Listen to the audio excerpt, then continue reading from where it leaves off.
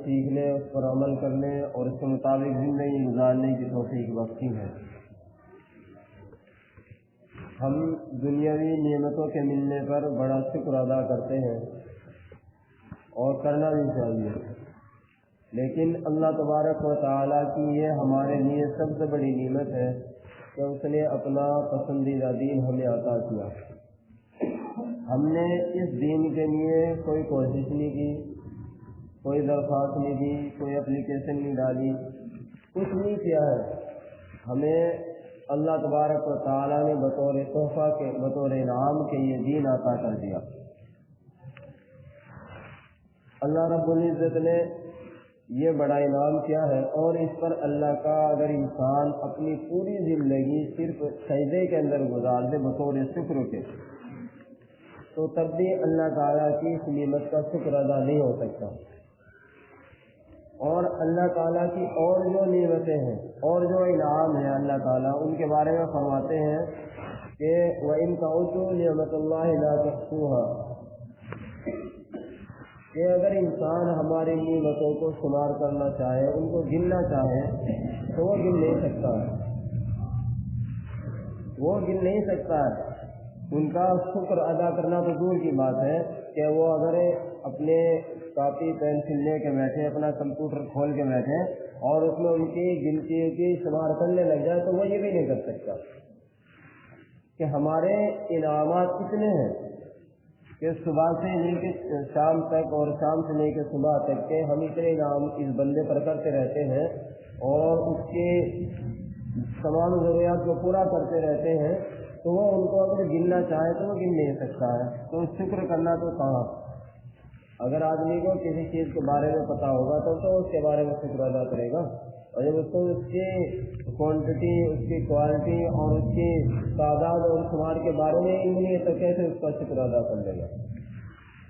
یہ اللہ تعالیٰ نے، کیونکہ اللہ تعالیٰ نے انسانوں کو بنایا تو اللہ تعالیٰ کو انسانوں کی عادتوں کے بارے میں پتہ ہے،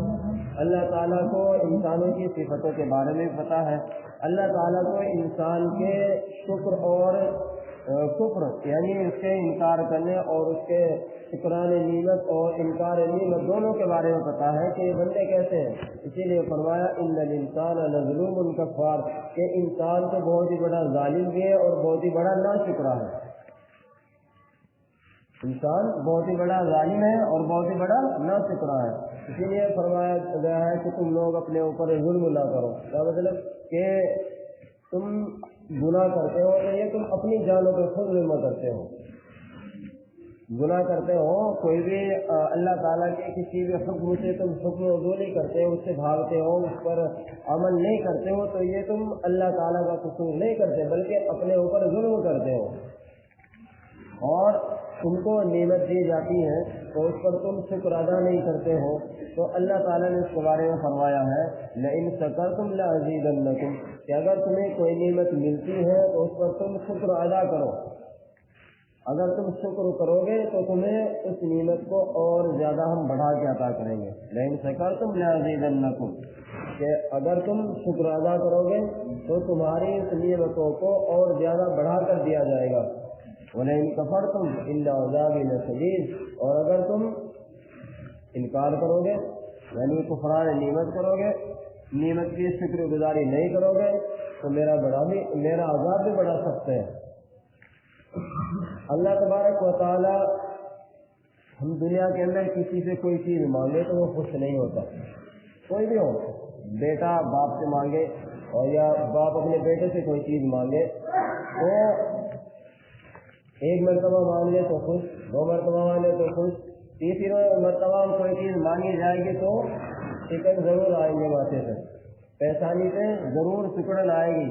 لیکن اللہ تعالیٰ خوش ہوتے ہیں اور اللہ تعالیٰ کہہ ہی رہے یہ بات کہ تم مجھ سے مانگو میں تمہیں عطا کروں گا، تم مجھ سے مانگو میں تمہیں عطا کروں گا، اور جو کچھ تمہیں دے دیا گیا اس پر تم شکر کرو، بس تمہارا شکر کرنا ہی کافی ہے کہ تمہیں اور زیادہ نعمتیں ملیں گی۔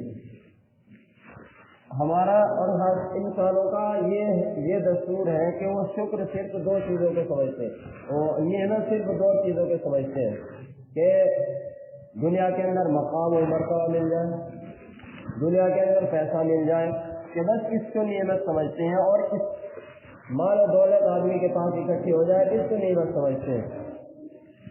حالانکہ نعمت ہر وہ چیز ہے جو انسان کی راحت کے لیے ہو، جو انسان کے دل کو سکون دے، ہر وہ چیز نعمت ہے۔ انسان بالکل صحیح اور تندرست ہے، اس کو نیند لانے کے لیے گولے کھانے کی ضرورت نہیں پڑتی ہے، اس کو اپنا کھانا ہضم کرنے کے لیے کوئی اور ایکسٹرا کچھ اور نہیں کرنا پڑتا ہے، تو اس کے لیے نعمت ہے۔ اور ایک انسان کو اللہ تبارک و تعالی اگر اچھی صحت دے، اچھا جسم دے، اچھی خوبصورتی دے تو اس سے بڑھ کر کوئی نعمت نہیں ہے۔ خوبصورتی کا دے دینا یہ بھی اللہ تعالیٰ کی طرف سے نعمت ہے، اس کی نعمت نہیں سمجھتے، کیونکہ ہماری طبیعتوں کے اندر یہ چیز ہے کہ بس روپیہ مال و دولت ہو تو یہ نعمت ہے۔ حالانکہ اگر ہم اپنی آخرت کے اعتبار سے دیکھیں تو ہمارے لیے جو نعمت کے طور پر ہے وہ دو ہی چیزیں ہیں۔ ایک تو یہ ہے کہ اللہ تبارک و تعالیٰ نے ایمان، صحیح عقائد، اللہ کے رسول کی سنتوں کو دے دیا، یہ اس سے بڑھ کر کوئی نعمت ہو ہی نہیں سکتی، دنیا کے اندر بھی اور آخرت کے اندر بھی۔ کیوں؟ کیونکہ ہم اس دین سے ایک نہج تیار کرتے ہیں، اپنا ایک پلیٹ فارم تیار کرتے ہیں کہ ہمیں اس رخ کی طرف جانا ہے، ہمیں پتا ہے کہ ہماری منزل کیا ہے، ہماری منزل کیا ہے کہ اللہ تبارک و تعالی ہمارے اعمال سے خوش ہو جائے، بس یہی منزل ہے۔ یا یہ بھی نیت کر سکتے ہیں کہ اللہ مجھے ان اعمال سے مجھے جنت عطا فرما دے، لیکن اللہ تعالیٰ جنت بھی تو اسی کو عطا فرمائیں گے جس سے راضی ہوں گے، اور اگر اللہ تعالیٰ راضی نہیں ہے تو کیا جنت؟ کچھ نہیں۔ یا یہ ہے کہ اللہ تبارک و تعالیٰ نے اچھی صحت دے دی ہو، تو ایمان کے بعد سب سے بہترین چیز ہے۔ آدمی روپیہ پیسہ خوب کماتا ہے لیکن اس کو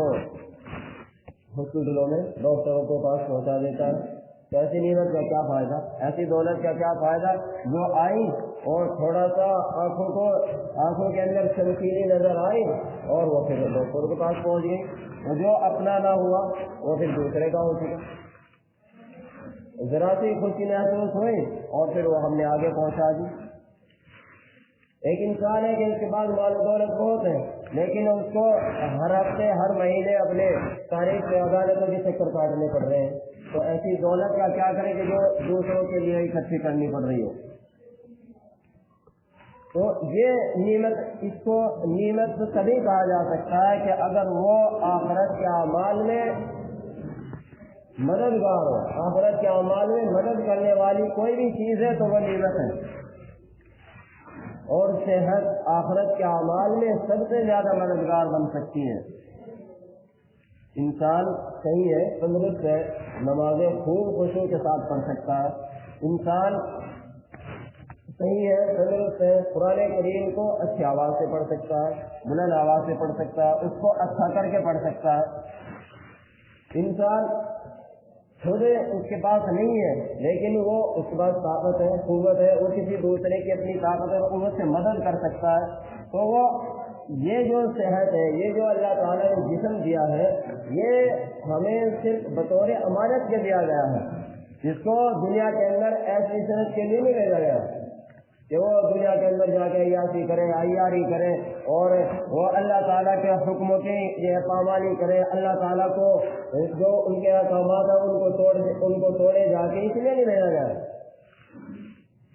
اس کو اللہ تعالیٰ نے بطور امانت کے بھیجا ہے کہ تمہیں یہ جسم دیا گیا ہے، تمہیں اس کی حفاظت بھی کرنی ہے، تمہیں اس کو کام میں لانا ہے، تو کس میں؟ میرے احکامات میں، یعنی اللہ تبارک و تعالیٰ کے احکامات میں اس کو کام میں لانا ہے، تو یہ جسم اس لیے دیا گیا ہے۔ اور اللہ تبارک و تعالیٰ نے، یہ تو ہماری خوش قسمتی ہے کہ ہماری تقدیر میں اللہ تعالیٰ نے نیک نامی رکھی ہے۔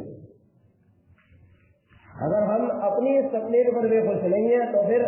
ہم کس تقدیر پر خوش ہوں گے؟ کہ اللہ تعالیٰ نے ہمیں اسلام کی سمجھ بوجھ ادا کی، اللہ تعالیٰ نے ہمیں اپنے رسول کی رسالت کو سمجھنے، ان کی سنتوں پر عمل کرنے کی توفیق دی ہے،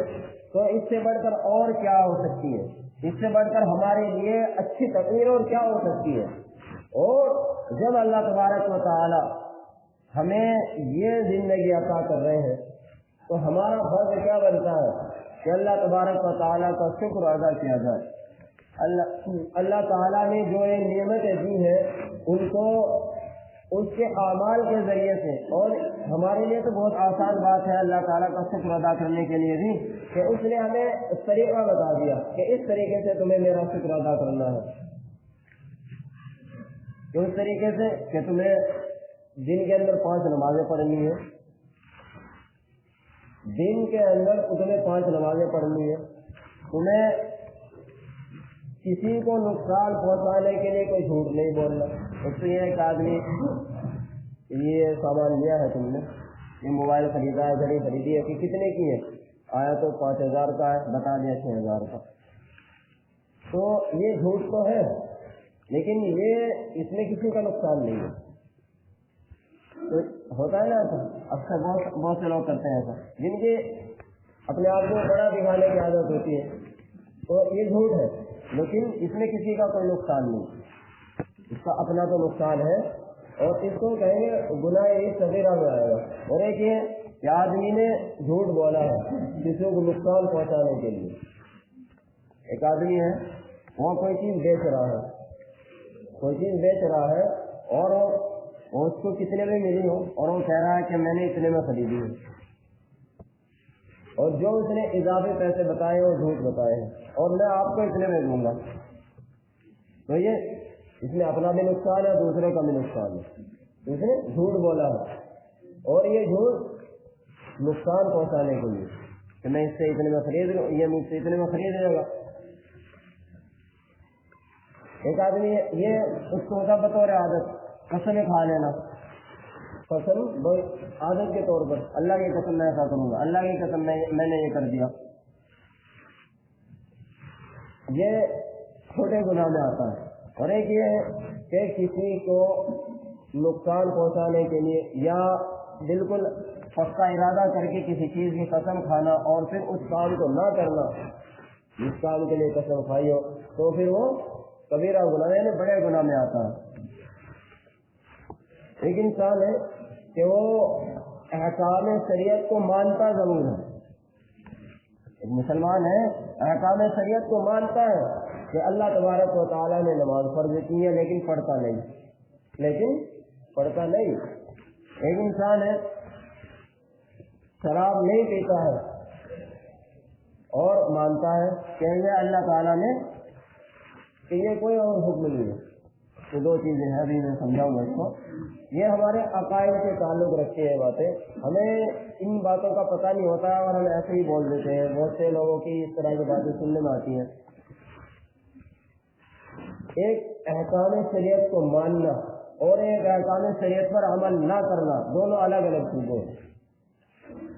اور ایک احکام شریعت کو نہ ماننا اور اس پر عمل کر لینا، یہ دونوں بھی الگ ہیں۔